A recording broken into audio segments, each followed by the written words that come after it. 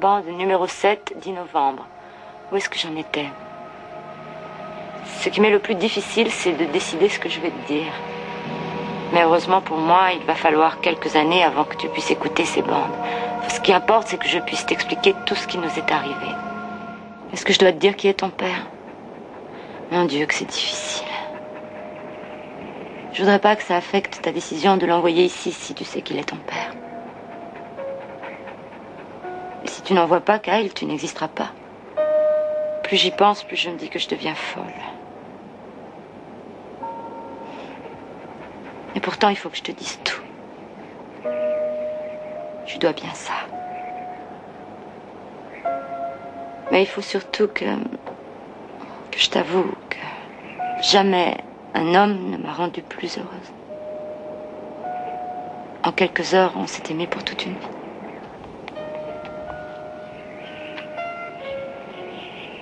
Allá, viene una tormenta. Qu'est-ce qu'il dit encore? Il dit la grande tempête, elle vient. Je sais.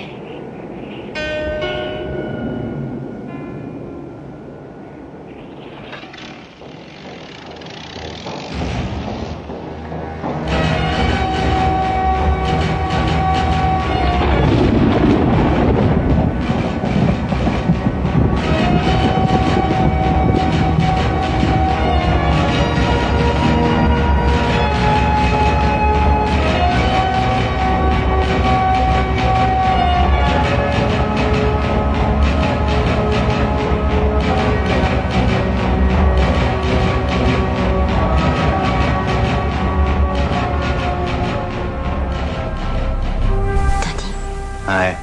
T'as vu ça? Il se passe la même chose dans le film. Ah, t'inquiète, c'est de la merde ce film. J'ai l'impression qu'il y a quelque chose d'important. C'est quand t'as dit il est 9h, c'est ça? C'est ça qui est important? C'est vrai, remarque, 9h c'est assez important comme horaire parce que c'est l'heure d'aller dormir. Remarque, une fois, je me souviens, il était couché vers minuit 10. Pourtant, moi j'étais fatigué après. Oh, j'y passerai des jours, des nuits, des mois s'il le faut. Ah non, de Dieu, bordel de merde. Oh, tu m'entailles. Tu m'en fous. Oh, je suis fou. Oh, trop le studio. Oh, ton cul. C'est mon génie.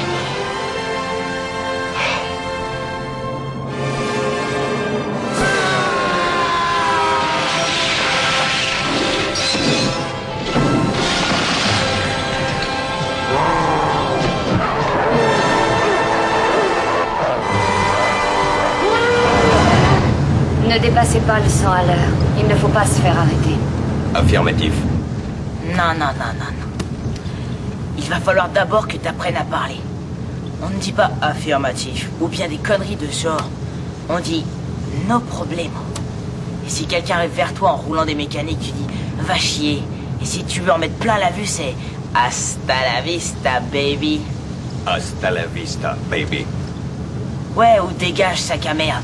Et si un type s'énerve, tu dis comme ça reste cool. Tu peux aussi faire des combinaisons. Reste cool. Sac à merde. C'est super, tu vois que ça rentre. No problemo. Bonjour et bienvenue, vous écoutez Le Cinéma est mort, l'émission nécrophile de Canal B. Une émission un peu particulière pour plusieurs raisons. La première, c'est que nous avons beaucoup d'invités autour de cette table, beaucoup trop d'invités autour de cette table que nous allons bien évidemment présenter. Une émission spéciale aussi puisque c'est une émission que nous faisons à la sortie de la séance d'un film. Donc, je vais pas faire de suspense particulier. Film qui vient de sortir à la suite de Terminator, film de 84. Terminator 2, nous sortons à peine du film et nous avons décidé pour présenter nos invités de faire un tour de table pour que chacun nous raconte justement l'expérience qu'il a pu avoir avec ce film justement et sa découverte. Alors pour démarrer ce tour de table et que tout de suite chacun découvre qui sont nos invités surprise mystère, J'appelle tout de suite notre premier invité, notre éternel invité, le docteur Moreau. Bonjour Antonin. Surprise. Eh bien, salut les kids. Terminator 2. Bon, après l'idée de se faire ce tour de table, il y a une ressortie un peu spéciale de ce film-là, c'est vrai que c'est une sortie à séance unique et on voit bien que ça fédère quelque chose d'un peu bizarre dans une sorte de frange de la cinéphilie. C'est un film qui a pu être important, en tout cas sur 20 ans, sur pas mal de générations, quoi. Alors moi, je suis vraiment de 91. Qui date de 91. Moi, il est évidemment, c'est de toute façon le film du début de l'adolescence et c'est le film le premier pour lequel j'ai dû gruger pour rentrer dans la salle parce qu'on est tourné en 80. Voilà, j'avais 11 ans quand il est sorti et je pouvais pas attendre 2 mois avant de le voir parce que forcément on était teasé par la masse de promos qu'il y avait sur le film et c'est un film qui m'avait bouleversé à l'époque et qui m'accompagne toujours. Donc toi vu en salle. Moi vu en salle, ouais, et revu évidemment sur tous les supports possibles et revu il y a pas si longtemps que ça et beaucoup admiré en Blu-ray. C'est pas non plus dans ton premier film en salle. Non. Moi c'est Citizen Kane mon premier, moi. Vieux con. Très bien. Alors autour de cette table nous avons d'autres invités. Je vais démarrer par l'autre bout de la table. Erwan, donc monsieur, alors ancien. Je dis ancien parce que je sais que tu as été remplacé dernièrement. Oui. De façon un peu bizarre quand même. On est d'accord. Dans le monde de la culture, ça se passe toujours comme ça. En tant que grand timonier de notre émission concurrente, qui est donc En attendant Godard sur celui-là. Même question, toi, la découverte du coup de Terminator 2, en sachant que tu es un peu plus vieux qu'Antonin. Oui, c'est ça, beaucoup plus vieux, effectivement. Ouais. Non, moi je l'ai pas vu en salle, mais au moment de la sortie en salle, je voyais les affiches dans la rue. En fait, c'est un film que je voulais absolument voir et j'ai pu voir quand le film est sorti en VHS. Par exemple, chez des gens, j'ai pu voir des bouts alors que j'étais quand même très plus jeune et c'est à ce moment-là que je commence donc à voir le film et je le revois un peu pareil. Il y a quelque chose avec Terminator 2, je pense que c'est un film qu'on a revu beaucoup à un certain âge. C'est important, je pense, l'adolescence liée au personnage principal du film quand même, puisque c'est quand même John Connor est né en 84. Voilà. Moi, je suis de 85, donc du coup c'est pile aussi. Enfin, il y a quelque chose de cet ordre-là avec Terminator 2, je crois vraiment.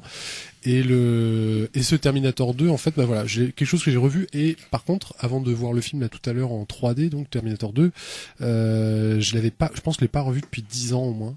Donc c'est aussi, je pense qu'on en parlera avec les autres. Il y a quelque chose qui se passe aussi en termes d'âge. Et nous continuons ce tour de table, merci Erwan, nous continuons ce tour de table avec Melvin que nous avons déjà reçu à cette émission, notamment pour une longue émission de 3 heures sur Mad Max, mais une très bien, je dis longue, mais c'était bien, je suis ravi de cette émission. Émission de 3 heures. Je trouve ça trop court, hein. Moi je suis d'accord, on en refera une dans 3 ans, ou 4 ou 5 d'ailleurs, quand tu sortiras enfin ce livre. On en reparlera. Dans 3 ans, ouais. Dans 3 ans. En tout cas, le contrat est signé, on peut le dire. Voilà. Donc dans 3 ans. Le bouquin est signé, là, dans 2 ans, ça sort. 3 ans. Putain, merde. Il te reste peu de temps et plutôt que de travailler, tu décides de venir à cette émission et tu auras une voix à part ce soir sans faire de spoiler. Mais est-ce que tu peux nous raconter, toi, qui est le plus vieux de nous ce soir?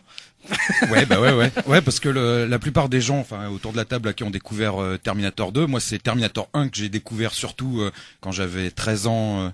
Au cinéma. Ouais, au cinéma en 88, 89, quelque chose comme ça, fin des années 80, et ça avait été un bouleversement total pour WAM.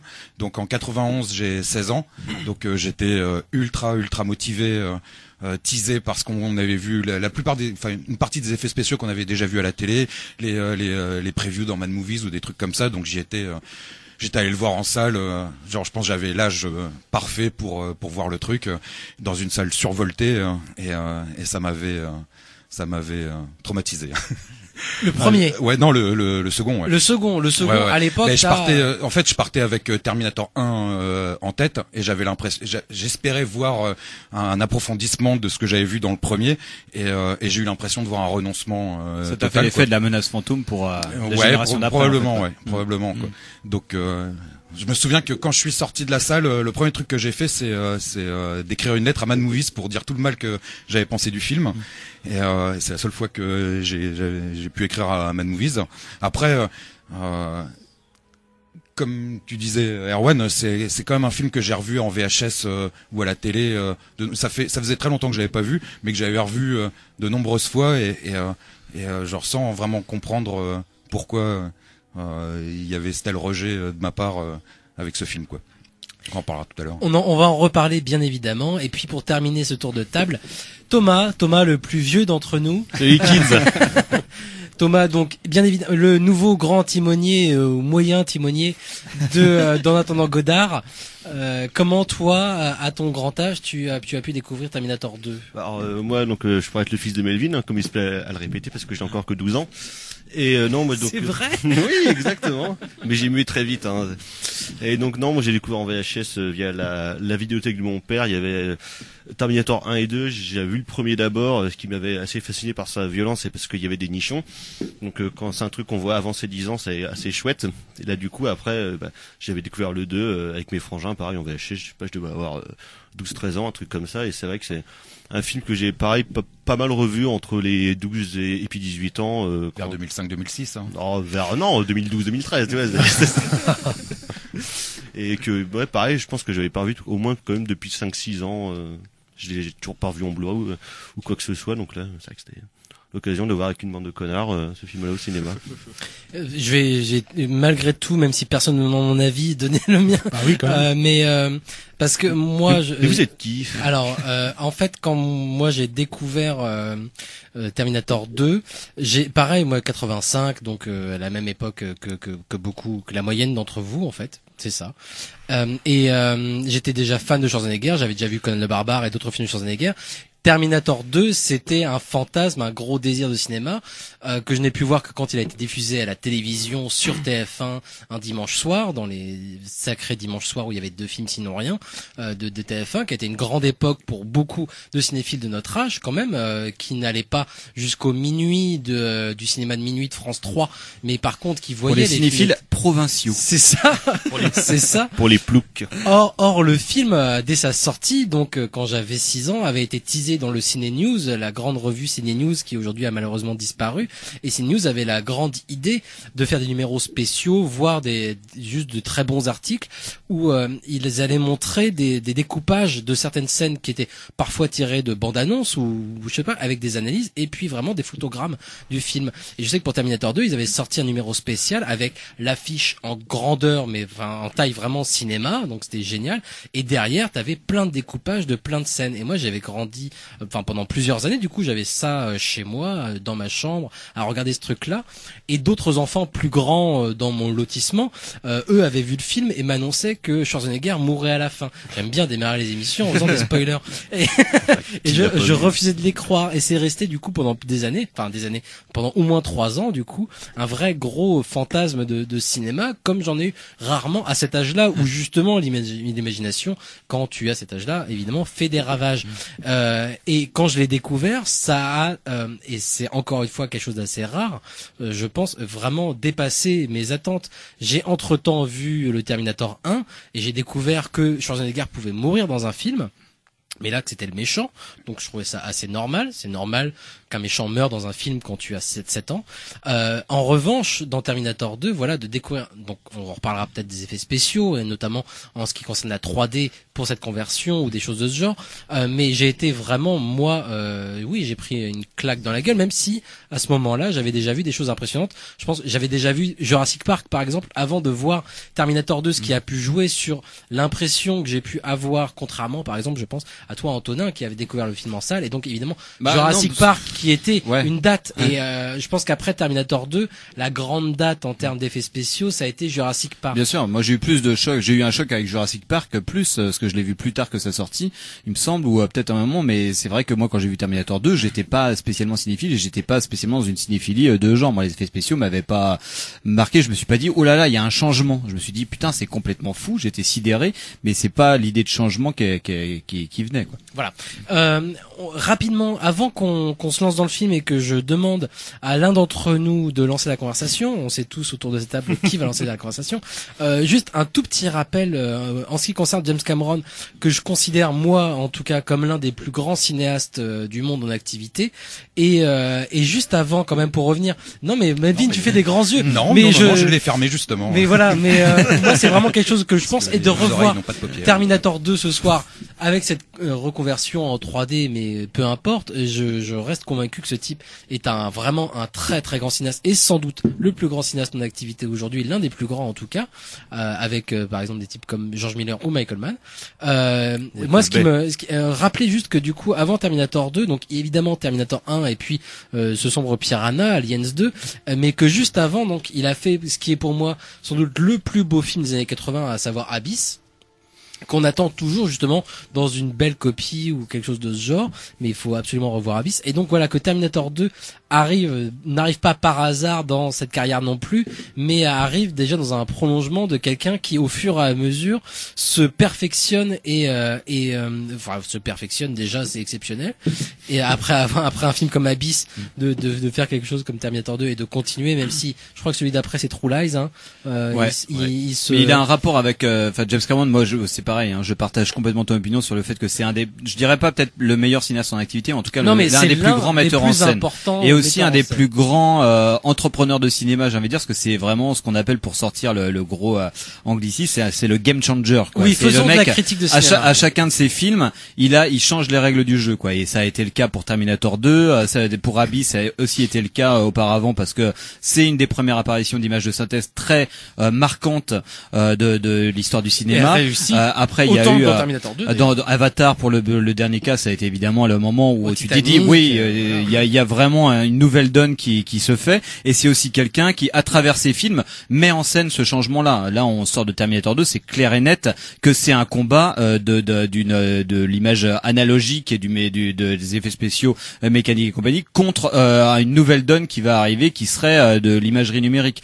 Avatar, il y a de ça aussi, ça rechange la donne, ça rechange les paradigmes, et tout le monde après est obligé de se positionner par rapport à ça. On sait que Terminator 2, c'est ce qui a pu donner l'envie et le désir d'un coup à Spielberg de dire bah oui, voilà, je vais pouvoir faire Jurassic Park, en sachant que même il me semble, j'avais lu un article il y a pas si longtemps que ça, où il disait que James Cameron avait le désir de faire Jurassic Park lui-même. Il citait Terminator 2 en disant c'est marrant parce que dans l'entreprise de Skynet, on voit un dinosaure qui serait peut-être une sorte de prophétie sur ce que ça va devenir, parce que c'est la deuxième date après dans l'histoire de l'apparition des CGI qui va être importante. Erwan. Oui, c'est par rapport à ce que tu disais, Antonin, c'est vrai que c'est un moment clé, la fin des années 80, le début 90, c'est qu'il y a le Dracula de Coppola qui marque une sorte de fin justement de l'analogique, et Abyss étant quand même l'un des premiers, pour aller très très vite sur cette question, où Cameron justement expérimente énormément par des effets spéciaux numériques. Mais juste aussi sur le contexte, ce qui est important, c'est que j'irai pas jusqu'à le plus grand cinéaste ou le meilleur cinéaste en activité, et surtout peut-être un des plus grands cinéastes d'action en activité sur la question du découpage. Et c'est fou dans le contexte de voir que c'est la même époque où Cameron et McTiernan recherchent les mêmes choses sur l'espace, sur la question de la 3 dimensions, mais avec un écran plat, avec une surface plane en fait, où à l'intérieur, c'est comment par le découpage on reconstruit un espace, on fait une lisibilité de l'action, ce qui va être perdu après en fait, je trouve, dans le cinéma d'action. Dans le cinéma d'action, le cinéma d'action, mais le cinéma d'action, même si c'est pas simplement le cinéma d'action, mais en général justement, enfin c'est ce qui me fascine. Et la naissance du blockbuster aussi. Non, c'est plus vieux le blockbuster que. C'est plus. Ouais, mais. On reviendra évidemment sur des questions de mise en scène, et je pense très très vite, puisque j'aimerais beaucoup entendre, Melvin, ton ressenti, toi, et justement, qu'est-ce que tu reprocherais, tu pourrais y revenir, mais. Moi, c'est simple. En le revoyant ce soir, je retrouve exactement ce que j'avais ressenti la première fois quand je l'ai vu, quoi. C'est que moi, Terminator, c'est surtout le fait que ça soit une suite du premier film, pour moi le premier film, ce qui m'avait fasciné en tant que gamin, c'était d'avoir l'impression, genre à 13 ans, d'avoir accès à une science-fiction que j'estimais être une science-fiction adulte, quelque chose de transgressif, quelque chose qui me concernait pas, mais qui concernait les adultes, quoi. Non, puis surtout c'était une SF qui était très ancrée dans un truc très réel et très concret, tu vois. C'était pas du space opéra, c'était pas un truc ouais, Star mais Wars. même dans le ton général du truc, Qui quoi. était à la C'est-à-dire limite que du film d'horreur presque, parce qu'on était dans un type. Qui c'est-à-dire va que tuer, il y a un concept un peu incroyable, le voyage dans le temps, le fait qu'on peut renvoyer un Terminator dans le temps mais pas un fusil, tout ça c'est expliqué, Kyle Reese l'explique dans le film, etc. Donc moi la suspension d'incrédulité est marchée à fond sur le dispositif, sur la proposition, et à partir de là, ce qui m'a fasciné, c'est la prestation de Schwarzenegger ultra minérale, où il joue absolument pas, où il a un visage émacié, genre très rapidement en plus il se fait cramer la gueule, donc il a plus de sourcils, il a une tête absolument effrayante, et surtout c'est qu'il s'arrête jamais, quoi. Il est tout le temps dans la progression pour essayer de choper Sarah Connor. Il fait pas de blagues, il fait pas de digression, il est là pour avancer et limité par sa nature même de cyborg, quoi. Et ce qui m'avait mais vraiment bouleversé en étant gamin quand je l'avais vu, c'est que contrairement à beaucoup d'autres films, on suit le personnage principal, donc qui est Sarah Connor, qui est pas du tout un personnage d'action, qui est balancé dans l'action, et ce personnage-là arrive à finalement, après toutes les péripéties du film, à survivre. Elle survit face aux méchants, donc elle gagne, sauf que personne ne gagne parce que on va vers la catastrophe nucléaire, quoi. Et cette espèce de noirceur où le personnage gagne, mais au final on a quand même tous perdu. J'avais trouvé ça mais vraiment brillantissime, quoi.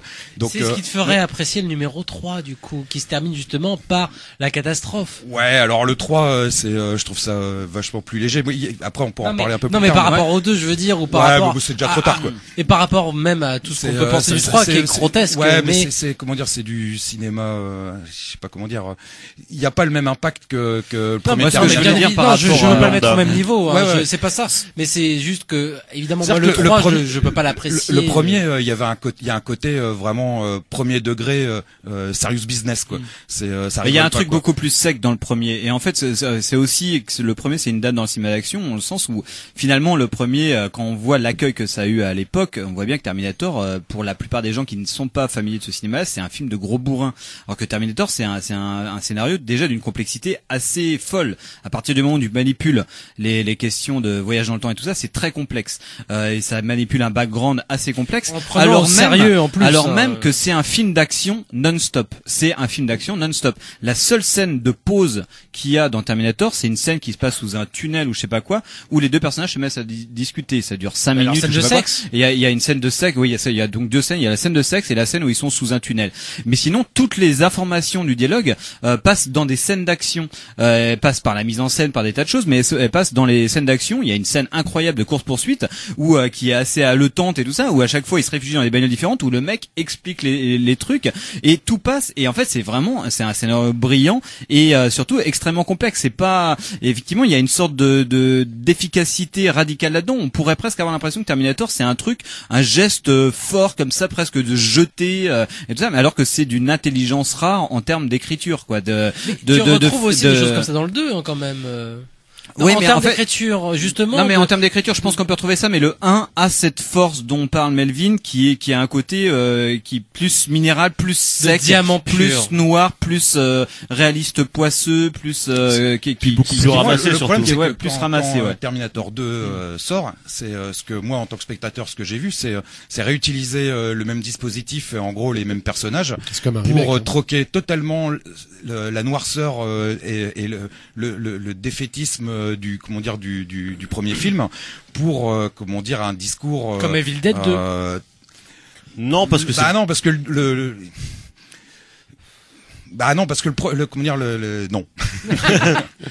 parce que Evil Dead 2, pour moi le deuxième c'est pousser le premier, mais le premier il y a déjà en racine un peu le deuxième, quoi. C'est pour moi ça c'est presque comme pour par exemple allez, on va prendre exemple au hasard quoi, genre par exemple pour Mad Max quoi. Au hasard. Le premier Mad Max, c'est un comment dire, c'est un film qui a peut-être un petit peu vieilli, mais qui est de la fin des années 70, genre une perle de l'ultra-violence de cette époque-là.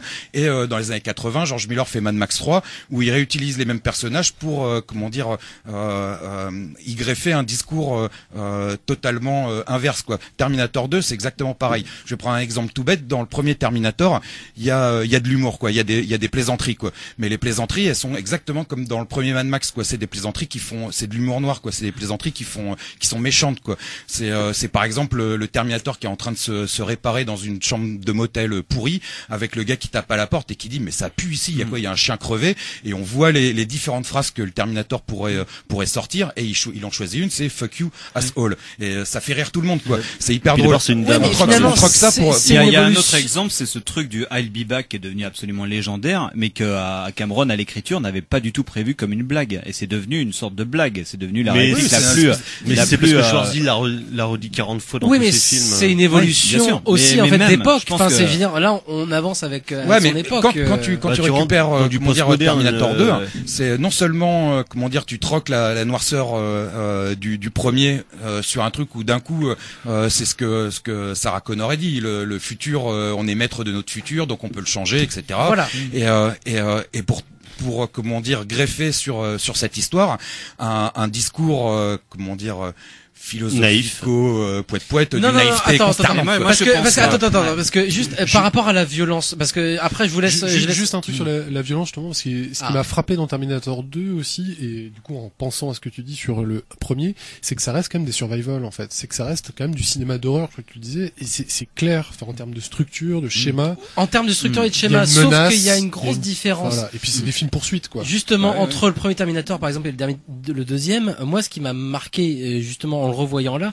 c'est de me dire en fait ce qui visiblement intéresse Cameron, c'est de laisser en fait à chaque mort en fait chaque personne qui va mourir, c'est un des grands trucs de Terminator 2, il passe du temps à revenir là-dessus sur le fait que attention, une mort ça a une importance.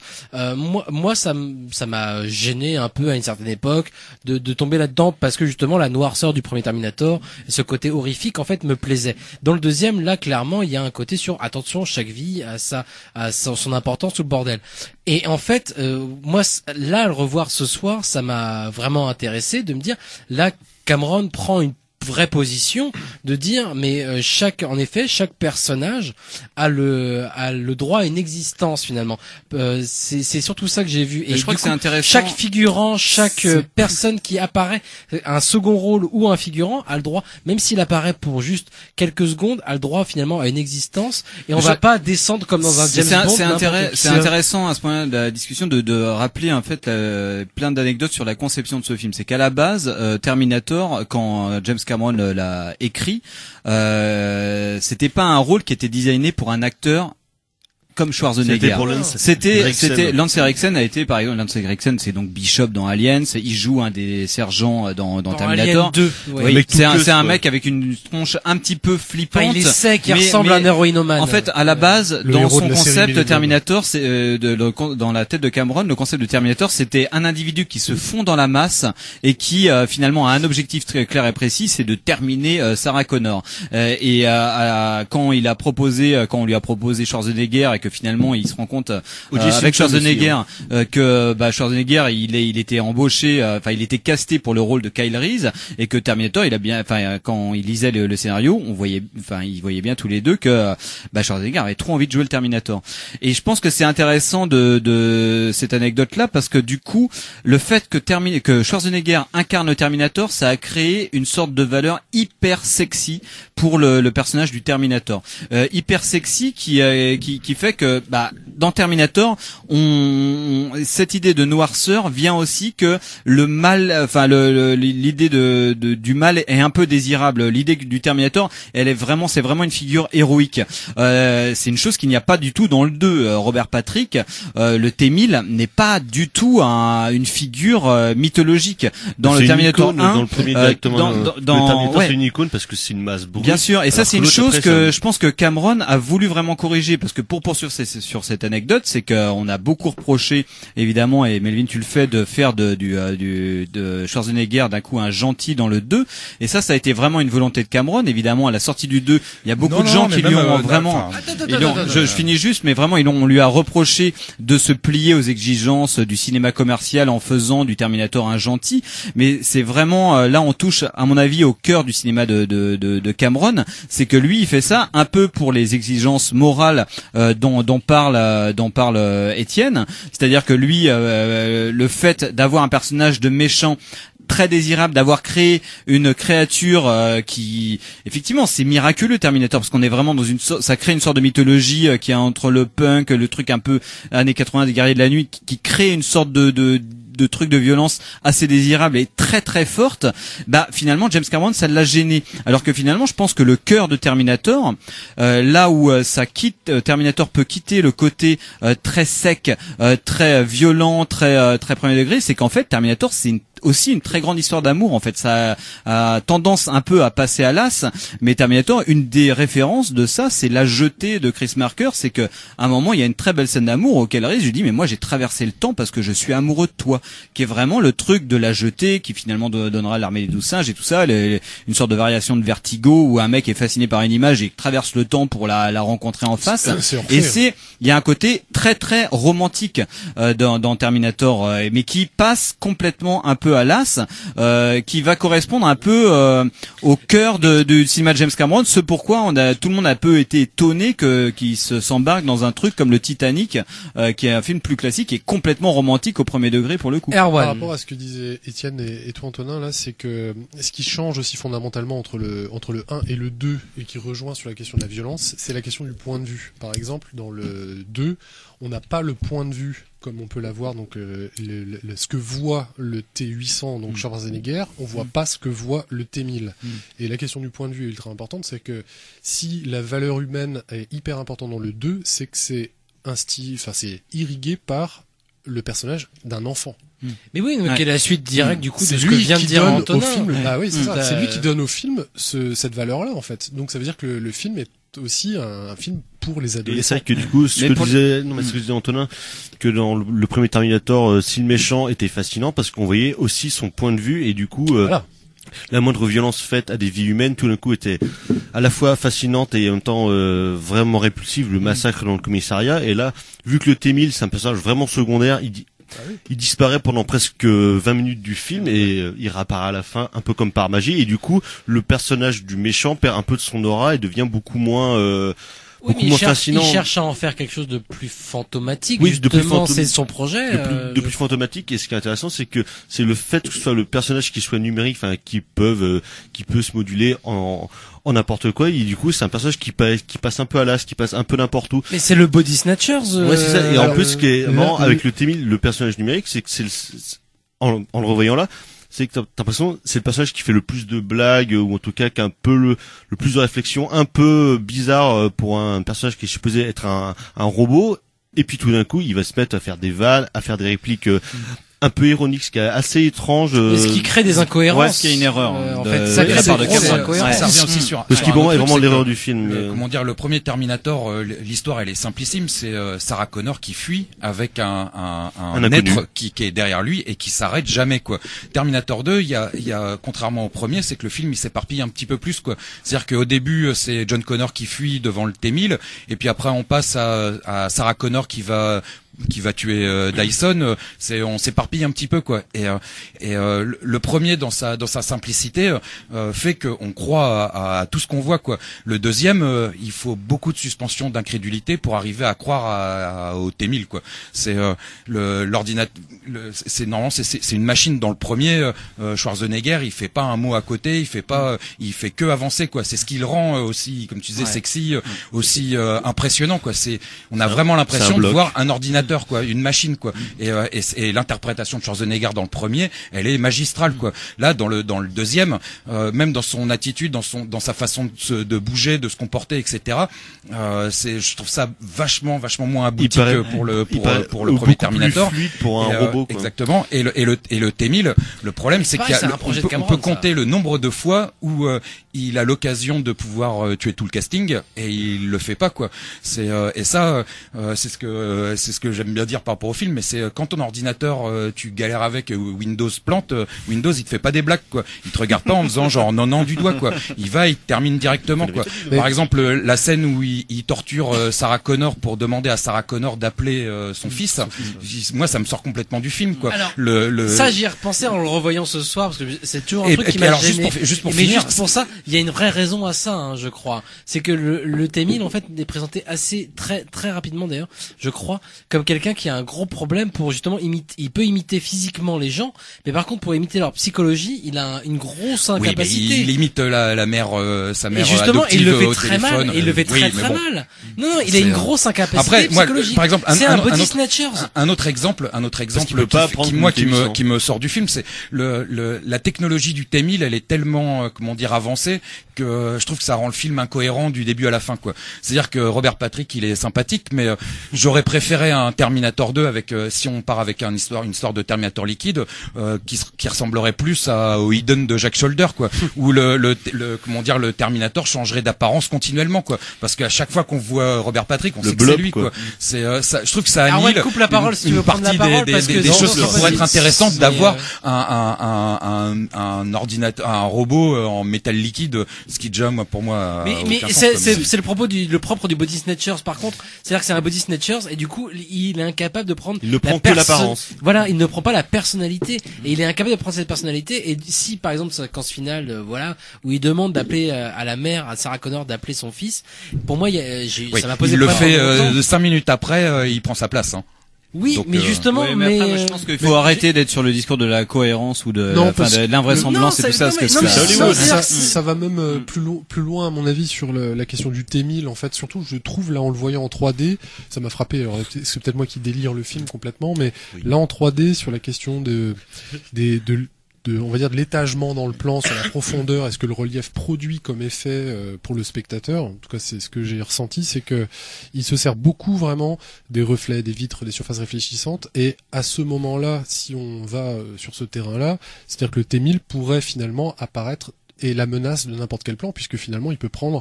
c'est pour être un miroir, parce que c'est un sol, c'est-à-dire que du coup la menace elle est quand même là, même s'il apparaît finalement pas tant que ça, il est finalement peut-être déjà dans le plan. Enfin, il y a jamais exploité dans le film.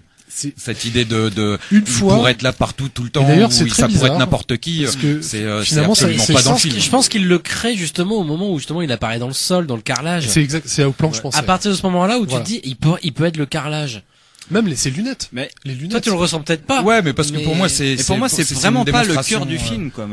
C'est quoi le cœur du film? Pour moi, pour revenir justement, et ça va rejoindre un peu ce que je disais auparavant, mais pour moi, le cœur du film, moi, je suis toujours marqué, c'est que c'est vraiment c'est Sarah Connor et John Connor. Moi, j'ai toujours l'impression que le cœur du film est comme le cœur de film de tous les films de Cameron. C'est vraiment en général des histoires d'amour, des histoires de filiation ou des histoires qui sont profondément romantiques. Parce que Melvin est romantique en tout cas, mais où il y a un idéalisme de James Cameron. Enfin, James Cameron, c'est quelqu'un qui a quand même fait ça. Là, on peut vraiment verser dans la politique des auteurs, mais il a fait toujours le même film. Hein. C'est vraiment toujours l'humanité contre la technologie.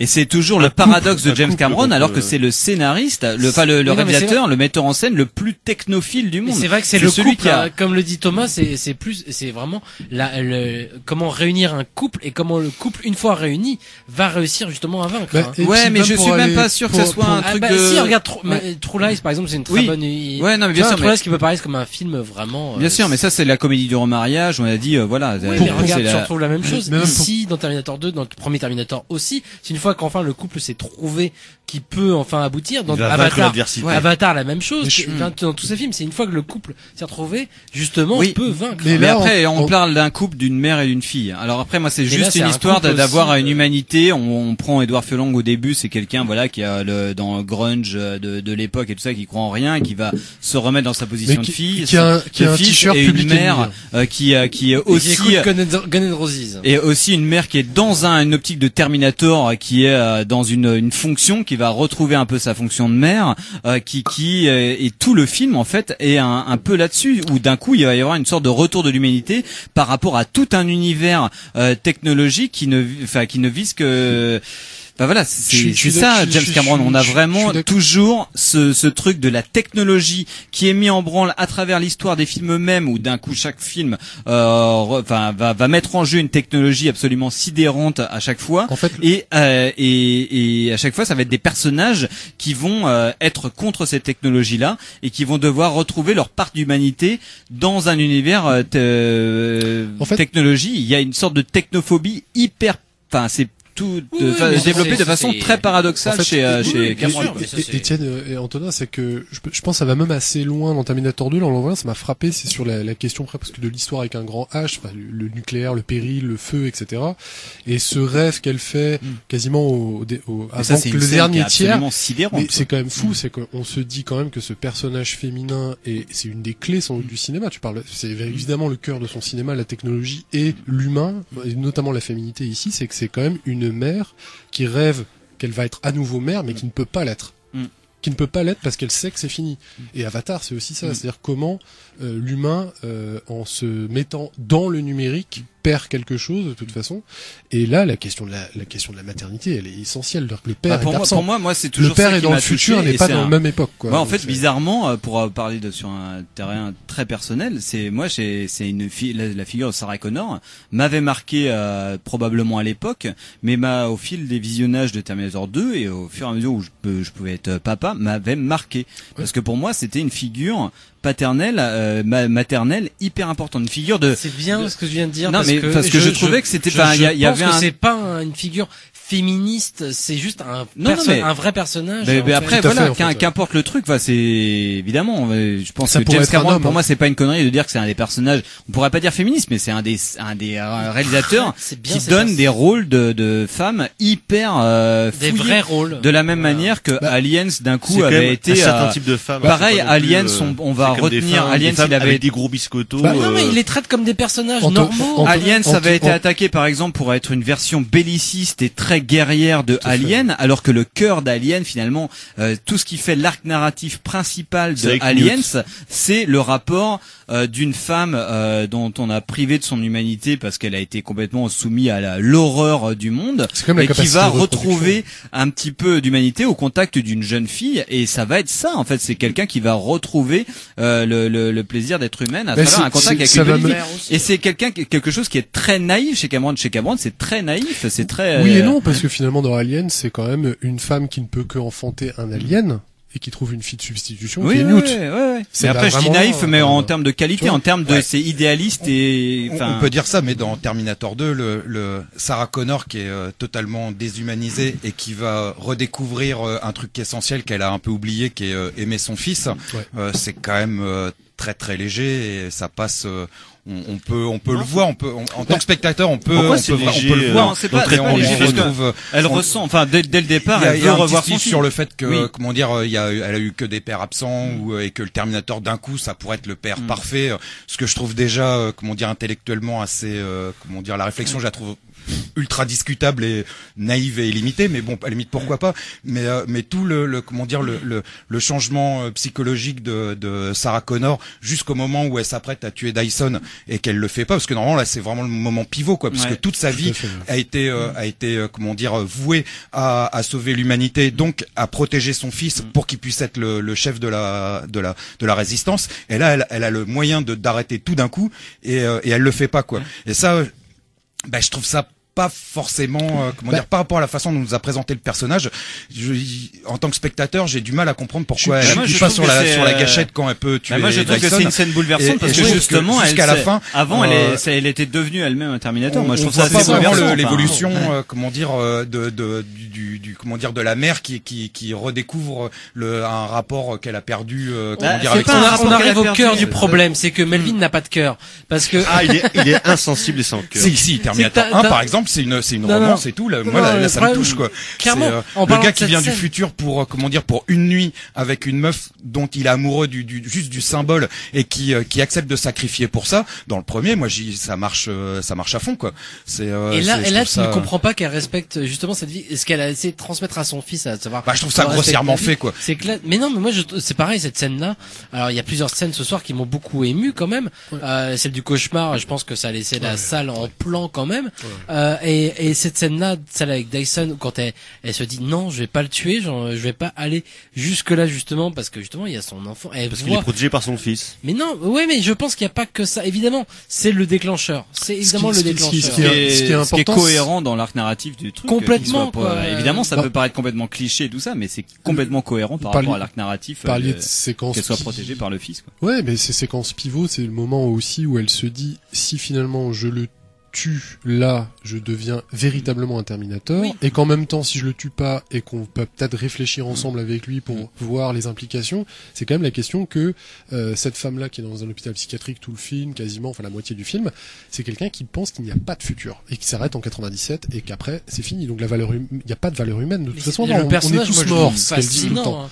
Oui, mais normalement, elle part pour aller le tuer justement pour éviter l'apocalypse. Là où je serais assez d'accord avec toi, à partir du moment où elle a voué sa vie à ça, moi je veux bien comprendre. Elle a voué sa vie à son fils, pas à la fin de l'apocalypse. Elle a voué sa vie à son fils en se disant que justement l'apocalypse allait arriver, que la guerre entre les machines allait arriver, et que ce qu'il fallait c'était protéger son fils. C'est ça son grand combat. Ouais, non mais peut-être. Ouais. Non mais je suis d'accord. Mais en tout cas moi en tant que spectateur, je suis un peu dubitatif sur le fait qu'elle appuie pas sur la gâchette. Mais parce que alors je t'explique, c'est que sa vie justement c'est pas contre l'apocalypse, c'est pas contre la guerre nucléaire, c'est pour protéger son fils. Et si elle fait ça, si elle tue Dyson face à justement sa famille, comment est-ce que après elle peut aller voir son fils pour lui dire toi après ça tu dois justement sauver les hommes?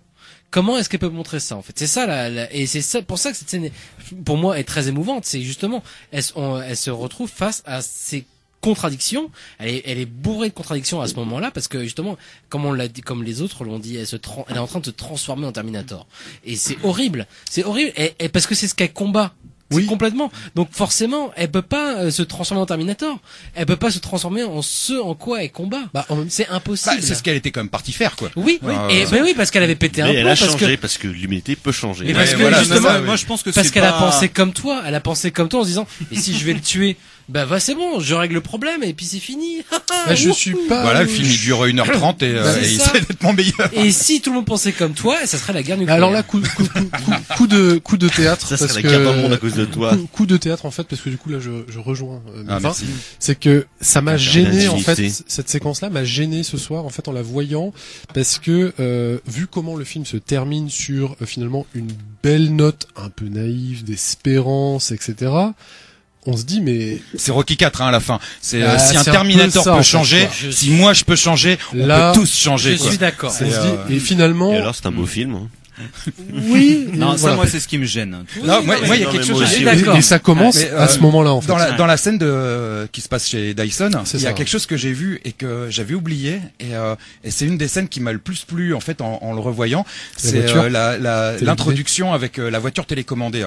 Et je dis ça sans, je dis ça sans ironie, mais je trouve que la scène, le travelling derrière, là, avec qui suit cette voiture, je le trouve plus spectaculaire que les poursuites automobiles dans le film, quoi. Et quelque part, je trouve que c'est quasiment, il y a quasiment une note d'intention par rapport au cinéma de James Cameron. Je vais pas dire forcément en général, mais en tout cas dans ce film-là, ou même dans Abyss, quoi. C'est que j'ai l'impression de voir quelqu'un qui est plus intéressant de jouer avec ses, de s'amuser avec ses jouets, que de fournir une histoire profonde, quoi. Et moi, Abyss, par exemple, j'arrive à faire fi de la naïveté de l'histoire parce que la démonstration technologique elle m'impressionne, quoi. Beaucoup plus que dans Terminator 2, quoi. Mais dans Terminator 2, au final, j'ai l'impression de voir un film prétexte avec une histoire,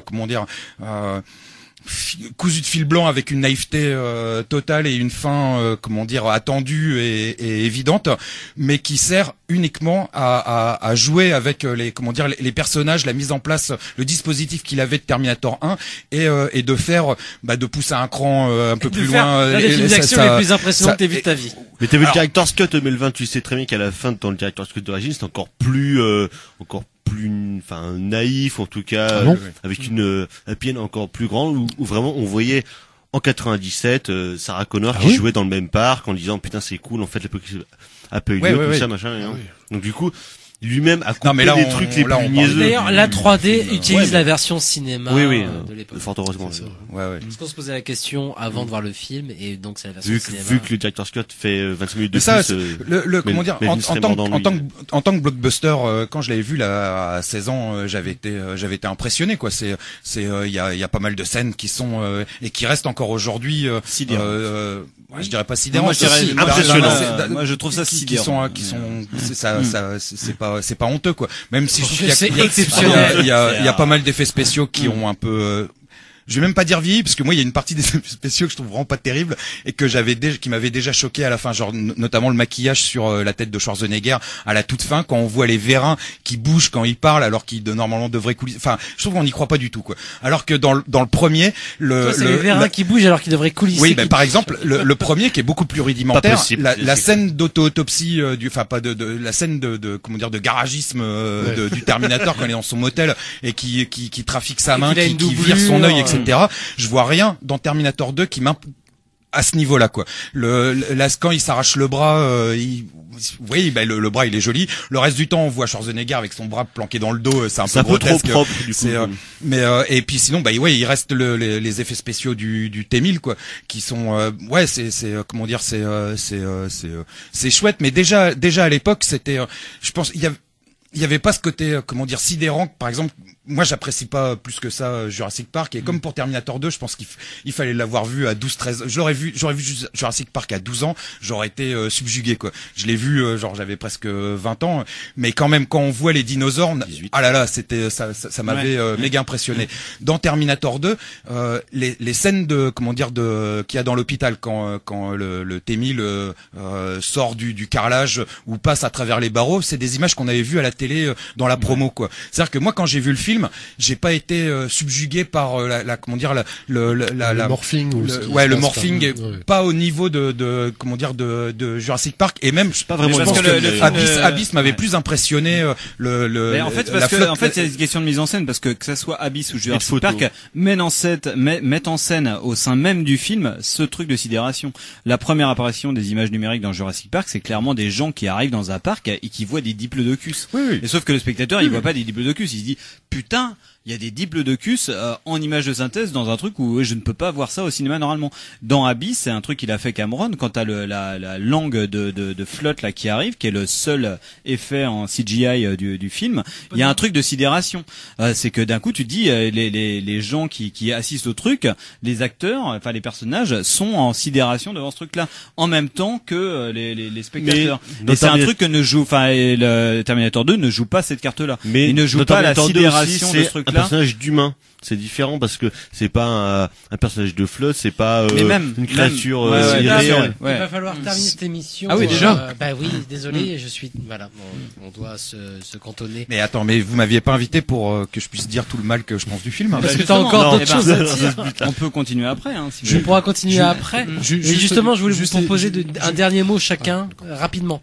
Non, juste parce que c'est quand même important par rapport à Cameron, c'est que sur la question nucléaire, etc., c'est que Cameron est quand même un spectateur du cinéma d'animation, et par exemple un film comme Akira pour le cinéma japonais, ici on voit aussi comment dans Terminator 2, il y a tout un réseau aussi d'images, de tout ça.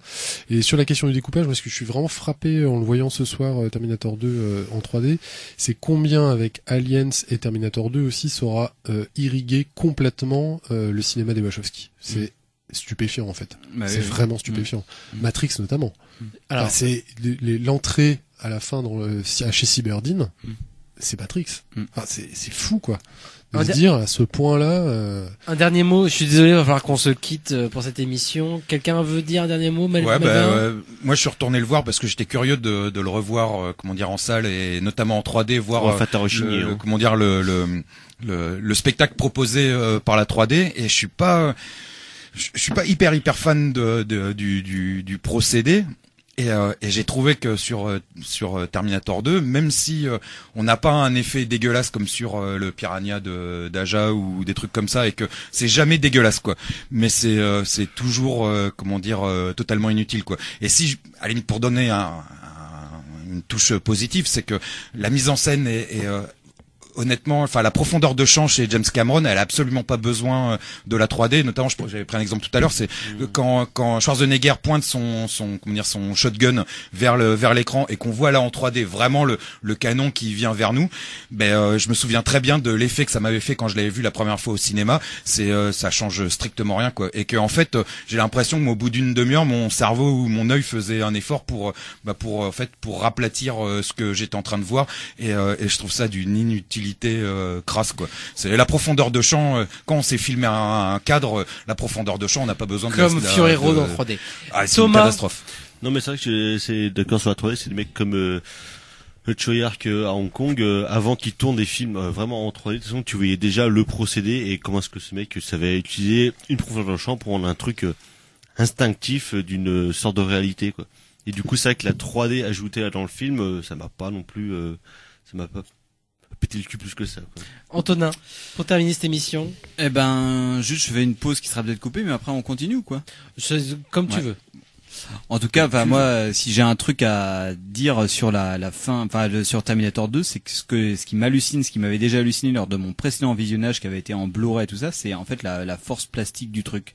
Et c'est que particulièrement sur l'avant-dernier climax, qui se passe dans cette scierie là, où t'as un truc de la matérialité entre le gazeux, le liquide et tout ça, où t'as juste l'impression de voir un film expérimental de pain levé quoi. C'est la mort du T-1000 surtout.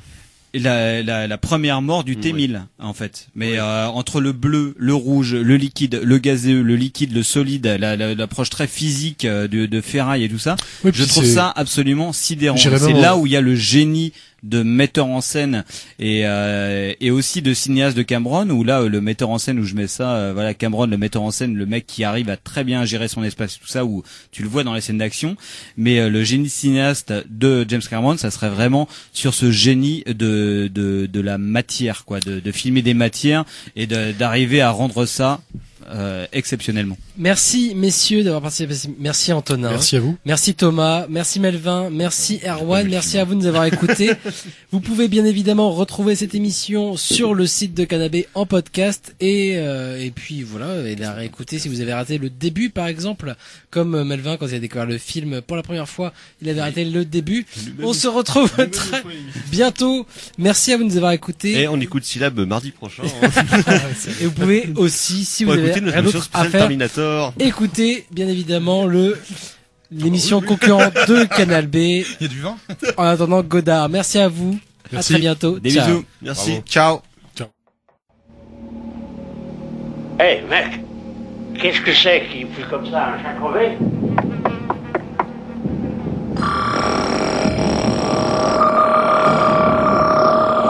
Va te faire foutre, connard. Lise, pourquoi moi? Pourquoi il veut me tuer?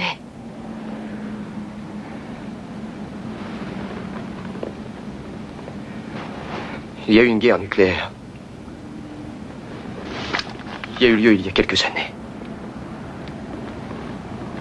Et tout ceci, cette ville, tout ça, n'existe plus. Il n'y a eu que très peu de survivants.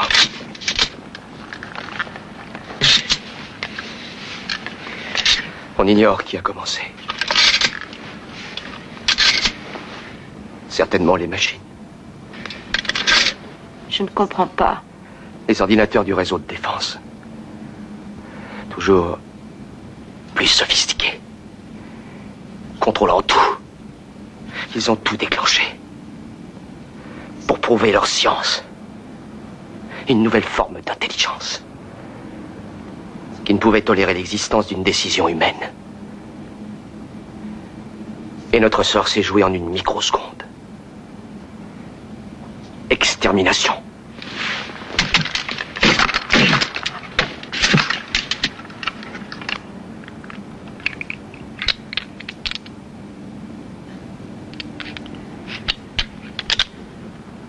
Et tu as vu cette guerre?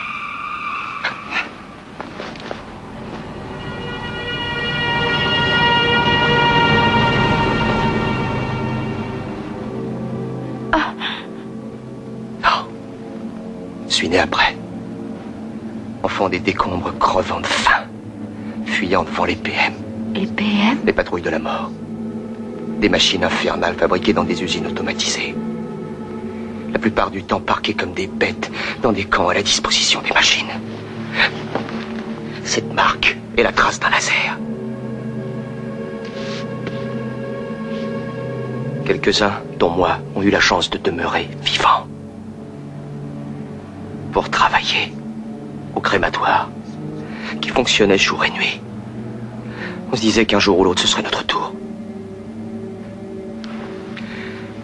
Il y avait un homme qui nous a appris à nous défendre et à nous battre contre ces patrouilles de la mort et à anéantir ces saloperies de carcasses métalliques.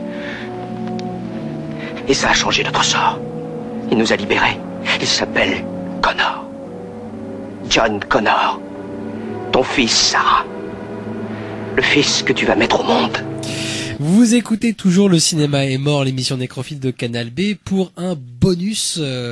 Merci Antonin de nous avoir proposé cette idée extravagante. Et tout de suite, évidemment, je t'engage à nous proposer une idée, un concept pour en engager une tu es critique, nouvelle Antonin. Partie d'émission disponible donc sur le site de Canal B. Je vais essayer d'être clair et je vais échouer. Mais en fait, moi, non, je pense que c'est avant de terminer cette émission, on parlait notamment de l'esthétique de Terminator 2. Moi, c'est toujours ça, moi, qui me... On parle toujours de Terminator 2 de James Cameron. Hein. Moi, j'ai déjà parlé dans la précédente émission de ce qui peut me toucher en termes humains, c'est-à-dire vraiment ce truc de la figure de Sarah Connor, de la relation qu'elle a avec son fils, tout ça. C'est un truc qui peut un peu m'habiter et je me suis pas un peu épanché là-dessus parce que j'ai pas envie de faire chialer dans les chaumières et puis en plus c'est privé tout ça. Et mais c'est vrai que c'est un truc qui m'avait lors de mon avant-dernière du coup vision de Terminator 2 en Blu-ray il y a un an.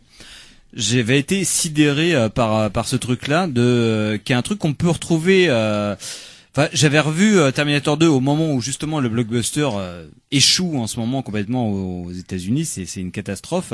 Où t'avais l'impression que c'était quand même un territoire d'expérimentation plastique quelque part.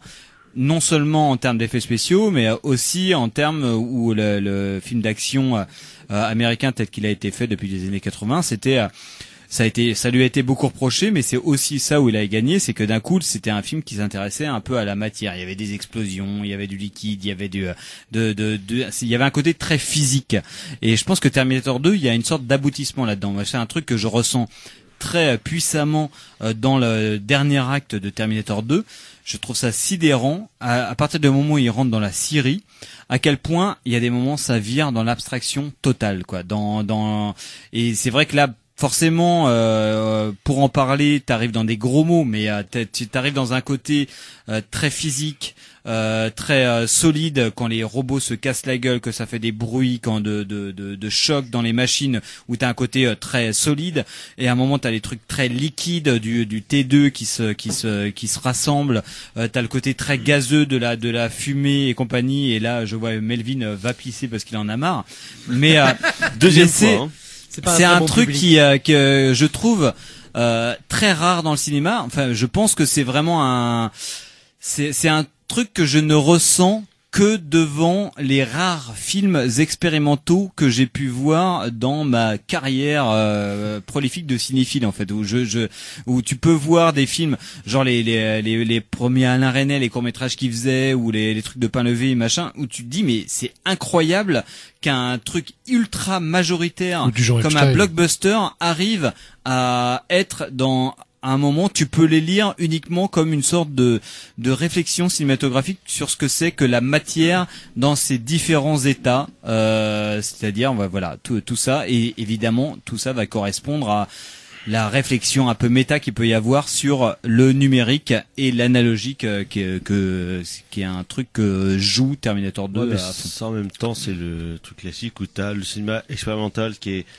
récupéré par un cinéma plus mainstream, et où au moment ça arrive à Hollywood, on va dire 60 ans après les films de pain levé, de Grémillon ou de mecs comme ça, de Epstein, et donc c'est un truc qui arrive très tardivement, mais qui du coup ou le cinéma expérimental américain, et qui du coup intègre toutes les technologies modernes et puis contemporaines, que ce soit dans Terminator 2, c'est genre une partouze de animatronique, de maquettes, de création numérique qui viennent d'arriver et qui fait un genre de mash-up, de un peu de synthèse de presque 100 ans de cinéma à l'époque. Ça c'est clair et net. Mais ça c'est sur ce point-là. Et après je redonnerai la parole à Erwan. Mais sur ce plan-là, c'est clair et net que Terminator 2 n'est pas du tout un film en CGI. Les CGI, c'est une portion extrêmement congrue. On en parlera dans une émission prochaine à propos d'un documentaire qui est sorti sur une sorte d'évolution des effets spéciaux. Terminator 2, quand c'est sorti, évidemment, tout le monde a parlé des CGI. Ça a complètement oblitéré le travail de Stan Winston, de tous les gens qui ont créé, Stan Winston étant le mec qui faisait vraiment plutôt du design de créatures et aussi du maquillage, vraiment. Il y a aussi un travail d'animatronics qui est énorme et qui correspond vraiment à, j'ai pas de proportion à donner, mais c'est vraiment la majorité du film. C'est des animatronics. Mais c'est comme quand Jurassic Park et les est sorti. CGI, c'est une portion extrêmement congrue. Mais au moment de Terminator 2, à la sortie, on a parlé que des CGI. C'est vraiment très réduit, mais ça reste un des centres du film dans le propos un peu méta. Mais c'est comme quand Jurassic Park est sorti, à la base le film devait être fait en image par image, animé, enfin dirigé en tout cas par Phil Tippett, qui est le mec qui a créé les SFX de Robocop notamment, tout ça. Et quand Spielberg a vu justement le Terminator 2 de Cameron, il s'est dit en fait je vais le faire en numérique, et du coup Phil Tippett il s'est dit maintenant on va être au chômage, et tu trouves sur YouTube les essais qu'avait fait Phil Tippett pour le dinosaure, pour les dinosaures, et qui est un film que voulait faire Paul Verhoeven milieu 90, un film image par image comme ça, et c'est un truc qui est totalement passé à l'as pour passer de ce truc hyper physique et mais totalement irréaliste de l'image par image au numérique qui semble paradoxalement plus réaliste que l'image par image maintenant, quoi. Donc tout ça on le retrouve dans le documentaire, le complexe de Frankenstein. On fera une émission un peu là-dessus parce que je pense que c'est vraiment un sujet absolument passionnant, mais par contre c'est sur le côté très sur un film sur la matière, s'il y a un peu de ça. Pour aller dans ton sens, Antonin, j'irais même plus loin, c'est-à-dire que c'est toujours pareil, c'est-à-dire que en termes de ce que ce cinéma-là, donc d'action ou autre, finalement, mais dans un milieu plutôt mainstream, etc., mais de ce que ça peut produire qui déborde en fait du film.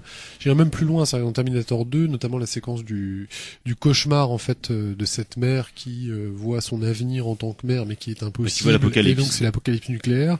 Et vers cette fin du film, c'est presque une migration des formes. C'est toute l'histoire de l'art aussi qui en repasse. C'est la vaporisation, c'est Giacometti, c'est Pompéi. Enfin, tout y passe là véritablement. Enfin, on peut vraiment aller très très loin.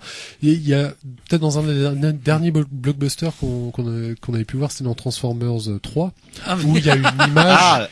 Il y a une image. C'est peut-être la seule moi qui m'intéresse dans le film. C'est la vaporisation. Non, c'est dans le 4. C'est dans le 4. Ah, c'est le 5 qu'on a vu dans le 4, pardon.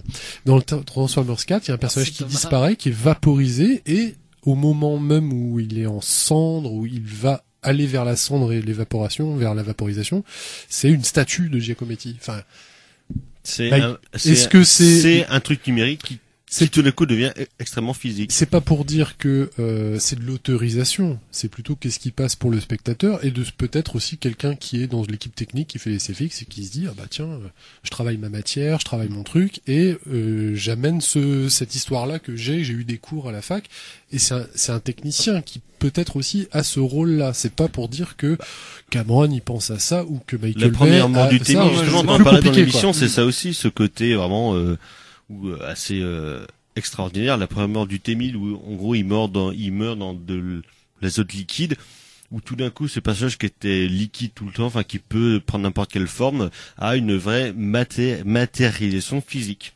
On sent que c'est un truc solide, un truc concret qui peut exploser.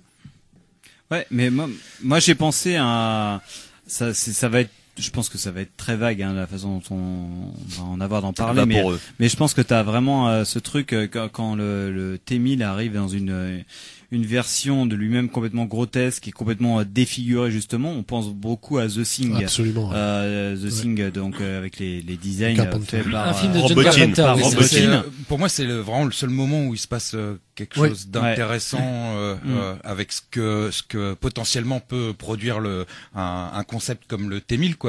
Parce que sinon Terminator 2, au final, je trouve que c'est relativement économe en effets spéciaux. Mais c'est ce pourquoi. Physiques, quoi. Mais par exemple, le premier Terminator, on voit vraiment au fur et à mesure que la chasse progresse, il y a une destruction du personnage, quoi. C'est genre un œil en moins, un bout de bras en moins, etc. Et il termine à la fin, et c'est pour les spectateurs de 84 quelque chose de stupéfiant, c'est-à-dire que le truc est détruit par les flammes et sort en exosquelette, quoi. Dans Terminator 2, il y a absolument pas de destruction d'Arnold Schwarzenegger. Il y a un vague plan où on le voit sa tête vaguement fracassée pour qu'il puisse avoir ce côté genre juste avec comment dire la moitié du visage avec un maquillage qui ne rend pas très bien, qui reste au final ça reste hyper comment dire soft et les effets spéciaux qui dans le premier Terminator servaient essentiellement à montrer la destruction des corps, ben là se cantonne à comment dire à des morphings, à quelques morphings et quelques coulements du. Mais moi je pense que c'est en ça que ça me touche particulièrement, le côté dont je parlais en premier lieu, le côté complètement abstrait du film, parce que en fait quand on reprend le premier Terminator, effectivement il y a une figure humaine à la base et narrativement c'est pris en charge par le fait que sa chair pourrit, ça pue en fait. Il y a clairement une scène dans le premier Terminator où il y a un mec dans le Garden Hotel où il y a la chambre où le Terminator est, le mec il dit putain ça pue le rat crevé. Il y a vraiment une sorte le corps et la chair qui pourrit. Il y a un côté vraiment très qui reste centré sur l'humain, alors que dans le second Terminator t'as vraiment ce côté de l'effacement de la figure humaine, mais pour moi qui est pris en charge complètement par la mise en scène dans le 2, parce que là d'un coup t'es dans une abstraction totale qui va vers le truc de The Thing où d'un coup t'as la figure humaine disparaît complètement. The Thing c'est ça, elle est toujours apparente un petit peu, mais elle est complètement déconstruite parce que c'est complètement monstrueux, elle apparaît, mais voilà, on est dans une sorte d'abstraction. Vu qu'on est dans un bonus et on en a parlé tout à l'heure, mais il y a une scène clé là-dessus, c'est-à-dire que la valeur du T-800 et d'Arnold Schwarzenegger est humaine jusqu'à un certain point dans Terminator 2, et il y a quand même une scène où c'est limite une sorte d'insert un peu hard, où il se coupe le bras pour montrer son squelette. C'est quand même une scène clé. Jusqu'ici, on n'avait pas vraiment vu son squelette, son exosquelette. Et c'est la clé quand même. Si, quand il est humain. Mais c'est ça. Non, justement, c'est de ça dont il parle. Et ça intervient que vers la fin presque. C'est presque au dernier tiers en fait du film que ça intervient. Donc c'est. Melvin, t'étais en colère. Humain. Oui. Bon, comme tu es toujours en colère. Tu es un peu en colère. Non, mais par exemple, je pense tu es révolté. Par exemple, dans Terminator 1, cette fameuse scène dans le motel, quand Schwarzenegger est face à la glace et que il s'arrache l'œil. Au moment où le cutter rentre dans l'œil et sort l'œil de l'orbite, la tête de Schwarzenegger est remplacée par une animatronique, quoi. Et on le voit en tant que spectateur que c'est une animatronique. Mais là où le film marche à mort, c'est-à-dire que on accepte l'animatronique parce que d'un coup c'est une figure humaine, c'est juste un masque, un effet spécial où c'est un masque en gélatine avec des effets spéciaux, mais c'est exactement ce qu'est le Terminator quoi. Et alors que pendant tout le film on l'a vu comme étant Schwarzenegger qui dit rien, qui avance avec sa veste en cuir, etc. À ce moment-là on se rend compte vraiment que c'est une machine puisqu'on voit l'intérieur de son bras et on voit l'œil mécanique derrière son œil quoi. Donc que en tant que spectateur, on voit à la place de voir la tête de Schwarzenegger, on voit une tête animatronique, ça marche à mort quoi. Même si on sait que c'est pas la tête de Schwarzenegger. Mais c'est comme dans le 2 quand dans Cyberdyne dans le 2, alors il se fait défoncer la gueule. Excuse-moi pour finir, dans le 2 quand je vois Schwarzenegger à la fin, je vois Schwarzenegger avec un maquillage en plastique sur la gueule qui lui montre la moitié de la tête arrachée quoi. Mais on n'y croit pas du tout quoi. Et je me souviens très bien que à 16 ans, quand j'ai vu le film en 91, on n'y croyait déjà pas, quoi. C'est-à-dire que sur les photos dans Mad Movies, la célèbre photo où il a ce maquillage, où la moitié de la tête est en endosquelette, la photo, elle est magnifique, mais ça marche. Je trouve que ça marche pas à l'écran, quoi. Et je trouve que c'est révélateur de tout de tout le dispositif du film. C'est-à-dire que pendant tout le film, on voit pas un Terminator, on voit Schwarzenegger qui interprète un Terminator, quoi. Alors que mais c'est les débuts de Schwarzenegger, c'est-à-dire que dans le premier Conan le Barbare, on voit Conan, le premier Terminator, parce que c'est pas une star. On voit Terminator chaque fois qu'il parle, c'est réduit au minimum et on y croit à mort. Le problème, c'est que dans Terminator 2, il parle trop et il joue beaucoup trop et son humanité ou le fait qu'il gagne de l'humanité, c'est déjà pour moi dans le scénario ultra cheapos et grossièrement fait, mais en plus c'est totalement saboté par une interprétation qui est catastrophique quoi. Et pour finir, Terminator 2 comme pour Conan le Barbare, je trouve que les versions françaises sont nettement meilleures parce que je trouve que le doubleur français interprète mieux le rôle que Schwarzenegger, c'est une catastrophe parce que une catastrophe c'est un truc vraiment à chier quoi. Mais parce que t'es raciste et que son accent te dérange. Oui, oui, mais encore que non, mais moi en tant que raciste les Autrichiens. De connaissant, voilà, c'est ce que j'allais dire. Non, mais c'est que on lui en demande trop dans Terminator 2 quoi. Et je trouve qu'on en demande trop à la fois à l'acteur et à la fois au personnage quoi. Alors que normalement non, c'est une putain de machine. Et ce qui était l'intérêt du premier Terminator, c'est que l'un des protagonistes de l'histoire était une machine avec laquelle on ne pouvait absolument pas négocier quoi. Ouais. Donc moi, dans le fond, je suis pas contre l'idée qu'il y ait un Terminator reprogrammé, même si ça sabote complètement le premier film et tout. À la limite, pourquoi pas quoi. Mais je suis pas. Ce qui me gêne, c'est pas que Schwarzenegger ou que le Terminator soit le gentil de l'histoire quoi. C'est que j'ai pas l'impression d'avoir affaire à une machine quoi. Et le fait de vouloir l'humaniser, c'est pour moi ça n'a aucun sens quoi. S'il y a bien un personnage qui doit s'humaniser, c'est Sarah Connor, c'est pas le Terminator quoi. Une toute petite insiste Thomas parce que mais vraiment une insiste très légère juste c'est que c'est juste dire ça parce qu'on l'a pas dit dans la première dans l'émission principale sur Terminator 2, c'est que il y a un livre qui est sorti qu'on n'a pas lu autour de cette table, a priori, qui est très intéressant, qui s'appelle Prodige d'Arnold Schwarzenegger de Jérôme Msilovic, qui est sorti chez Capricci, et a priori qui est extrêmement intéressant et qui pourrait aussi nous servir. Ouais, je pense. Bon. Ça doit être. Mais tu vois, un livre sur James Cameron qui est sorti que nous. De David Facrican, l'ami de Melvin. Parce que nous, on nous l'a pas envoyé, on l'a demandé, on l'a pas reçu, voilà. Mais c'est vrai que moi je pense que moi je sais que moi j'en reviens de ce truc-là. Moi je sais que à force quand t'es dans tes jeunes années tout ça que t'es forcément amené à côtoyer des gens qui vont te dire Schwarzenegger mais attends tu t'intéresses au cinéma et tu trouves que Schwarzenegger c'est cool, t'es obligé de le défendre bec et ongle et tu dis mais attends Schwarzenegger c'est un mec qui a joué dans les films géniaux déjà, il a fait Predator et tout ça et donc t'es obligé de dire que c'est un acteur génial et maintenant on en est revenu parce que maintenant le cinéma c'est le même discours qu'on a pu sur Tom Cruise a gagné. Ah non, donc, Tom c'est différent. Non mais c'est différent dans le sens où je parle vraiment en termes de réception où maintenant on peut en revenir parce que t'as l'impression que maintenant Télérama il pourrait faire faire leur couverture sur la sortie de Terminator 2 et dire que Télérama, il pourrait dire que Schwarzenegger c'est un acteur génial, alors que il faut pas non plus dire ça. C'est pas un acteur génial, Terminator, mais c'est un corps de cinéma probablement très génial. Mais probablement que ses capacités d'acteur font écran au fait que c'est un corps de cinéma génial et que quand il ne fait rien, et c'est vrai que je suis assez d'accord avec Melvin là-dessus. Il y a une différence fondamentale entre le premier Terminator 84 et Terminator 2 91. Mais même il y a 7 ans de différence, mais il a vieilli et la tête qu'il a dans le premier, elle est fascinante. Mais bien sûr, mais là pour le coup, c'est un vrai corps qui n'existe que par son corps, son côté totatalement immuable et son côté bressonien. Le fait que il ait les sourcils cramés, mais en fait c'est pas vraiment vrai. Terminator 2, à aucun moment t'as le 1% de la puissance qui développe dans le. Mais pas du tout. Que Schwarzy apprend à jouer en même temps que son personnage apprend. Oui, mais là, c'est pas jouer, je pense que c'est pas ça.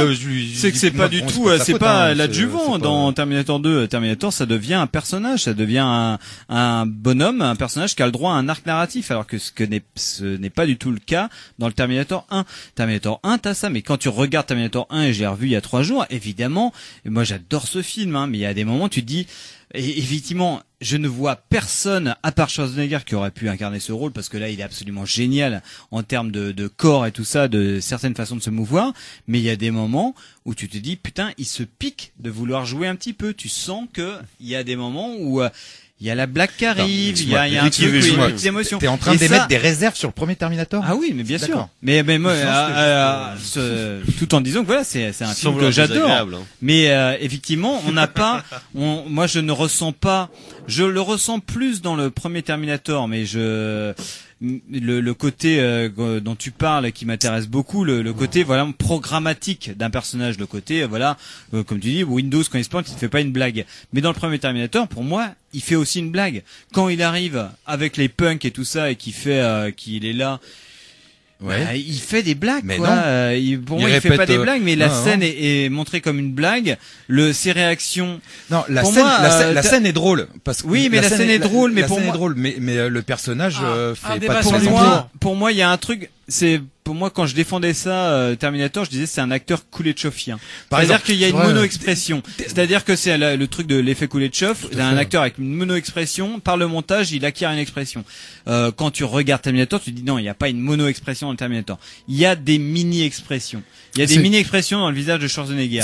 Qui sont en porte-à-faux par rapport à sa nature robotique à la base. Mais il y en a. Ce qui peut provoquer le véritable effet Kuleshov dans Terminator 2, c'est d'ailleurs le personnage de l'adolescent, puisque c'est lui qui va provoquer en faisant apprendre certains mots, cette idée-là, l'émotion. En fait. Voilà. Alors peut-être ce serait bien pour les auditeurs de rappeler qu'est-ce qu'est l'effet Kuleshov. L'effet Kuleshov, pour le résumer, c'est une expérience de comment il s'appelle. C'est Kuleshov, tout simplement, c'est très con.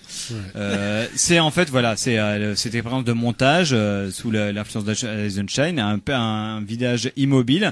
Tu le adjoins à n'importe quelle image, une image de gigot, une image d'enterrement. Et les gens qui vont être questionnés sur la nature de l'expression du bonhomme, de l'acteur, ils vont te dire la tristesse, l'envie, voilà, par le montage, on adjoint une expression d'acteur, actoral à une image qui est pourtant identique à travers le montage. Schwarzenegger n'est pas un bon acteur. J'ai réussi. Schwarzenegger est un corps qui peut être bien utilisé, un corps auquel on apprend à jouer justement. C'est le principe même de Terminator 2. Comment faire d'un corps qui est celui de Schwarzenegger, qui était Conan, qui était Terminator, comment en faire un acteur qui plus tard pourra être l'acteur de True Lies, l'acteur de l'aube du sixième jour et de Terminator Genesis, chef-d'œuvre. Comment faire ça? Terminator 2, c'est justement l'histoire de cet acteur qui n'était pas un acteur et qui devient un acteur. Alors que le premier, là on peut complètement déborder. Et encore, on a vu que la version courte ce soir. La version longue, il apprend à sourire. Oh putain. Mais ça c'est, c'est vraiment ses limites d'acteur. Mais ça c'est vraiment le truc. Pour moi, sur le scénario, sur le papier, ça me plaît cette idée-là. Je trouve que ça correspond, ça trouve une résonance à travers tous les arcs narratifs du film Terminator 2 dans son entier. Mais ça ne marche pas totalement. Et c'est vrai que c'est un truc qui le côté robotique et le côté le bonhomme qui est entièrement dévoué à une fonction. On peut le retrouver dans un film comme Collateral où là Tom Cruise joue le Terminator. Et chez Tom Cruise, et c'est vrai on a pu faire une émission avec Antoine Godard sur Tom Cruise. On s'en rappelle, c'est pas la peine de le répéter. Ouais, et c'est clairement le bonhomme, enfin cette idée-là du bonhomme qui est entièrement dévoué à une fonction et qui ne dévie pas, qui n'aura pas d'expression personnelle, qui n'aura rien si ce n'est ce que le dicte sa fonction. Il l'a dans Collateral. Et ben on peut le ressentir plus chez Tom Cruise, qui est aussi un corps de cinéma extrêmement particulier, comme Schwarzenegger. C'est vraiment. Il est tout petit. Mais en fait, mais il y a c'est pas, toi qui dis ça. Il y a pas beaucoup d'acteurs. Je suis pas acteur. Il y a pas beaucoup d'acteurs qui ont cette et moi j'adore Schwarzenegger, tout en lui reconnaissant, tout en admettant j'ai beaucoup de réserves là-dessus. Mais c'est vraiment absolument inouï dans le cinéma, dans toute une 20 ans de cinéma, ce qu'il a pu faire. Mais j'ai quand même des réserves. Après, Antonin, tu vois, dans Terminator 2, le fait que ce personnage du T-800 joué par Schwarzenegger s'humanise ou est humain dès le début, c'est parce que c'est aussi le personnage qui est bon et qui protège. Donc à partir de ce moment-là, est-ce qu'il est véritablement robot en fait? C'est que à partir jusqu'à ce fameux dernier tiers du film où il s'ouvre le bras et qu'on voit son exosquelette, on pouvait presque se poser la question jusque-là. Je pense qu'en fait le truc qui pêche vraiment, c'est le côté cool du film. En fait. Oui. Là, on peut vraiment amorcer sur un autre sujet, c'est que c'est Terminator 2, ce pourquoi il a été beaucoup, un petit peu plutôt vilipendé à l'époque, c'est que on passait d'un truc a priori sec, très très noir, adulte, à un truc qui arrivait déjà dans les années 90, qui était la décennie du cool. La décennie où d'un coup, pour prendre exemplairement, c'est le dernier Samaritain, la dernière ligne de dialogue, c'est genre dans les années 90, on désigne pas quelqu'un de façon sec, on lui balance une vanne avant. Il faut faire passer ça a déjà été vu avant. C'est la différence entre le premier Mad Max et Mad Max 3, quoi. Mais c'est théorisé pour le premier Mad Max qui est méchant avec des blagues qui font, avec un humour noir, mais méchant. Et on passe au-delà de ce qu'on peut penser de Mad Max 3, de ses faiblesses, etc., quoi. C'est exactement la même chose avec Terminator 2, quoi. C'est-à-dire qu'on réutilise le même personnage, on le rend cool, on fait quelque chose de plus grand public, c'est presque, j'ai l'impression d'enfoncer les portes ouvertes, quoi. On met une histoire un peu plan-plan et on utilise le truc pour non mais tu vois, alléger la chose, quoi. Enfin, alléger la. C'est-à-dire que il y avait des trucs déjà conscients, mais les blagues sont plus drôles. Ça devient ultra naïf et on perd. Ça devient référentiel. On perd ce qui faisait au final le sel mais justement, à partir des années 90, notamment des films écrits par Shane Black, que ce soit Arme Fatale, que ce soit les trucs comme ça, ou bien Au revoir jamais, ou par Daniel Waters avec Ford Fairlane ou le Samaritain qui est aussi de Shane Black, c'est que les persos eux-mêmes, les personnages des films sont conscients de devoir du coup faire des blagues, de devoir être conscient d'être dans un film, dans une représentation, etc. D'être dans une image, dans un film, et que toutes les questions se referont. Wes Craven avec Scream, les films de Williamson. Ça me revient d'un coup, on en a pas parlé, mais quand même aussi qui aura eu conscience d'ailleurs, parce qu'il me semble qu'en termes de date, c'est après, par rapport à Terminator 2, Last Action Hero. Bah oui.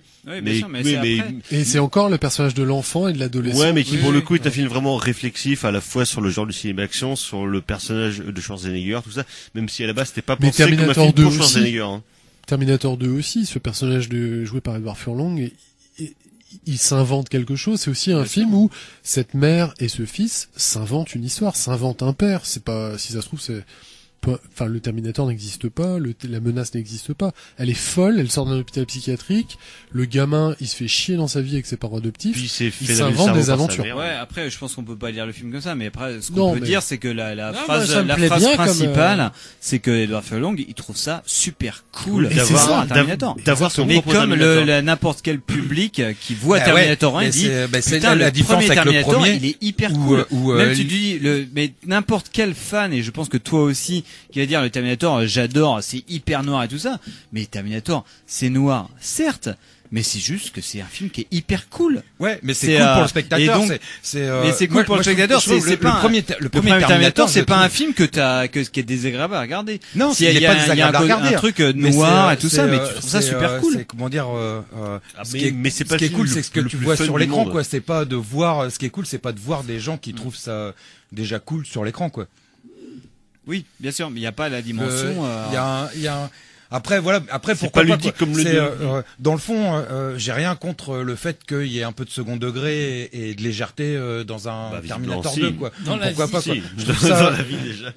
Mon plus gros problème avec le film, c'est qu'il tient pas. Je trouve que l'histoire elle s'éparpille, que ça manque de la. On perd du fait que le premier allait dans une seule direction et qu'il y avait de l'efficacité du premier. Il y a un truc la proposition d'humanité sur ce qu'on disait sur Sarah Connor qui redécouvre le fait d'être une mère, sur l'espoir qui renaît, etc. Je le trouve amené d'une manière ultra pompière et en plus vraiment grossière. C'est-à-dire que pour moi il n'y a pas grand-chose dans le film qui me l'amène à part la voix off de Sarah Connor qui balance des trucs qui sont à écouter. Enfin je veux dire consternant quoi. Enfin après si on marche dans le truc à fond et tout ok moi, je pourquoi trouve pas ça super, mais par exemple le discours final comme je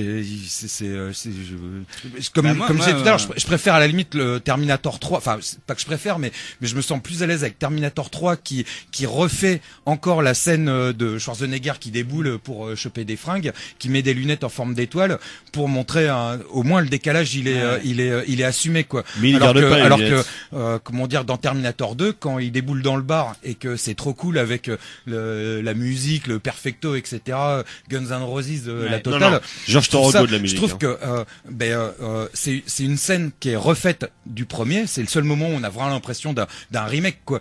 Et où c'est une évidence totale. Enfin pour moi l'échec du film il peut se résumer à cette scène-là par rapport au premier quoi. Par rapport à la puissance et à ce que ça représentait à l'époque de voir Schwarzenegger à poil devant Bill Paxton et ses deux potes. Je trouve ça absolument demande qu'il y a beaucoup de gros fans du 2 qui ont chié sur le 3 en disant mais c'est vraiment chier sur la sécheresse du 1 et le 2 et de la saga Terminator de James Cameron par le 3 justement le fait qu'il y ait une petite blague alors que tu vois que c'est déjà présent complètement et c'est vrai que cette scène là elle est en trop mais je pense que ça elle est en trop. Mais moi mon seul but c'est de dire que les gens qui kiffent le 2 doivent quand même kiffer le 3 quoi. C'est-à-dire qu'ils kiffent n'importe quoi. Voilà, c'était à peu près là où je voulais en venir. Moi je m'arrête au premier personnellement. Moi ce qui m'a marqué sur le 2 comme Mad Max, je vous laisse ouais, un peu comme Mad Max. T'as un effet dans le 2 moi le truc qui m'a gêné là dans mon visionnage. Sauf que Mad Max 2 c'est quand même autre chose que Terminator 2, on est quand même d'accord. Mais non mais c'est t'aimes même pas le film. Si, j'aime bien. Sympathique, quoi. Si, non, j'aime beaucoup Mad Max 2. Je trouve que Mad Max 2, c'est une suite qui, dans sa putasserie et dans son côté ultra, fun, réussit plus sa proposition que Terminator 2. Mais c'est d'ailleurs un truc que James Cameron a avoué, que Mad Max 2, c'était la référence principale pour son cinéma. Après, on voit comment il filme ses poursuites en bagnole. Mais oui, pourtant, je suis pas un turiféraire de la réalisation de George Miller. Il va falloir encore une fois qu'on arrête. Moi, je voulais juste dire, il y a un effet blockbuster, juste pour arriver sur ce truc du blockbuster où tu ressens vraiment dans Terminator 2. Je pense que t'as vraiment l'effet blockbuster. Évidemment, ça se voit en termes de cinéma d'exploitation, de le fric qui se voit sur l'écran et en termes de surcharge narrative qui est absolument hallucinante. Et c'est un truc qui m'a gêné lors de ma vision d'il y a 3 heures là.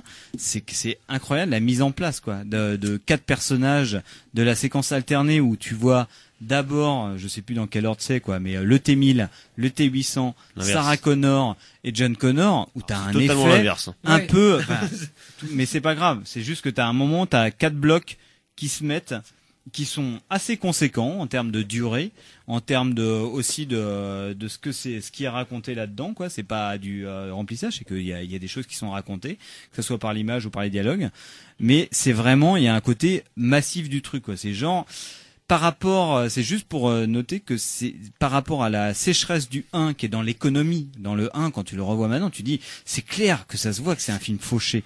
Non pas parce que c'est cheap, mais non parce que quand tu as un petit peu de conscience de ce que c'est de réaliser un film, tu vois mais c'est à l'économie totale quoi, c'est vraiment économie tu narrative. vois bien qu'à l'économie narrative mais à l'économie aussi de gérer le hors-champ, de gérer le fait que on tourne de nuit parce que les trucs ils sont pas trop vus et ça va, de séquences un peu hachées à des moments, on voit que c'est un film fauché et alors que là on voit que c'est un film qui est blindé de pognon, même s'il peut toujours y avoir vraiment un truc chez Cameron qui sait qu'il faut pas non plus en foutre plein la vue tout de suite. Il y a vraiment un sens de l'économie dans la façon de montrer les choses de façon parcimonieuse, mais par contre là c'est absolument massif quoi. Moi c'est un des exemples de blockbuster que je pourrais avoir pour dire voilà ce que c'est un blockbuster, c'est ça quoi, ça t'en fout plein la gueule en termes spectaculaires et en termes narratifs aussi quoi. Après, pour revenir sur la question de la mère et de son fils et de l'éducation, c'est-à-dire dans Terminator 2, il y a une séquence dont on n'a pas parlé qui est un peu l'oasis au milieu du film, qui est une séquence que j'aime beaucoup,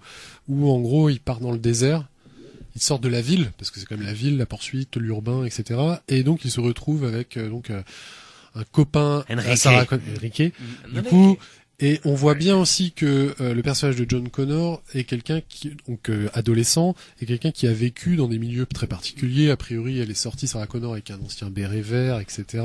Et il y a ce côté d'autonomisation, d'aller contre la société, ce petit ordinateur qu'il a pour piquer de l'argent, l'argent facile. Et on se retrouve à l'intérieur de cette oasis là avec c'est quasiment un truc de révolutionnaire au sein de la société américaine en fait. Et moi, ça c'est aussi très curieux. Moi, il y a quelque chose à l'intérieur de ce film. C'est clairement un bonhomme qui on l'a très vite catalogué dans le truc réganien, mais pour moi c'est un mec qui est clairement il est toujours du côté des ouvriers. Oui, c'est du cinéma de prolo. Toujours. Et ça rentre en contradiction avec le côté hyper richou de son cinéma. Mais pour moi, c'est un truc de prolo total, quoi. Et je pense que c'est un des mecs. Et ça se voit très bien dans Abyss, quoi. C'est un des mecs.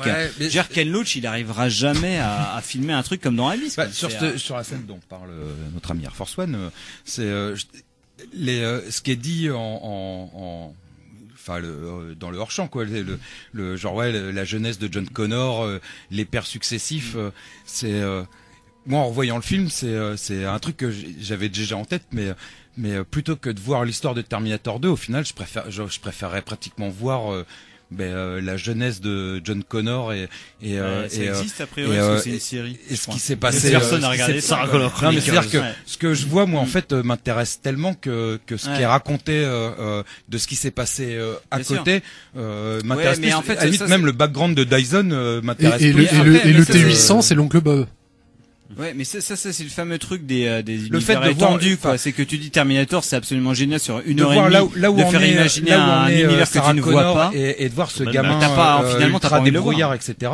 C'est de là où ils en sont. Il y a une ellipse entre le premier et le deuxième Terminator et peut-être parce que je suis comment dire déçu et pas convaincu par l'histoire qu'on me raconte. Ça fait partie des trucs qui peuvent me plaire dans Terminator 2, c'est le fantasme de qu'est-ce qui s'est passé avant pour que ce gamin-là soit le gamin qu'il est, parce qu'on comprend progressivement, parce qu'au début on a l'impression que c'est juste un espèce de tétard à la con et quand justement on arrive à la scène où ils sont dans le désert, on se rend compte que c'est pas juste qu'un tétard à la con quoi. Il connaît le maniement des armes, il a eu une jeunesse où on se rend compte que Sarah Connor, elle a pas passé toute sa vie depuis le premier Terminator en HP quoi. Il y a eu tout un moment où moi je le ressens profondément ce truc là quoi. Moi, c'est ça que je voulais dire sur le truc. Oui mais James Cameron n'est jamais aussi bon que je vais mettre au monde un enfant dont je sais qu'il va avoir une vie pourrie. Et pour moi, quand je pense à ça, avec mon enfant, je me dis, je pense à Terminator 2. Évidemment, je vais pas initier mon enfant à maniement des armes, mais quand je pense à ça, je pense à Terminator 2, en fait. Messieurs, c'était parfait pour terminer, je pense. Faut que j'aille me coucher. Du coup, je vous remercie encore une fois d'avoir participé à ce bonus du cinéma est mort. On vous remercie. Merci Antonin d'être resté jusqu'à la fin de cette émission. Merci Thomas, merci Melvin. Oui. Merci. Non mais très bien. C'était un plaisir. Merci de m'avoir invité. Merci. Ouais, merci Arwan. Merci. Merci d'être un peu. C'est vrai que t'as rien dit, franchement. Merci à vous de nous avoir écoutés. En direct en public. À très bientôt pour de nouveaux bonus du cinéma est mort, toujours plus savoureux. On se quitte avec bien entendu la musique de Brad Fiedel. À très bientôt. Des kids. Des bisous.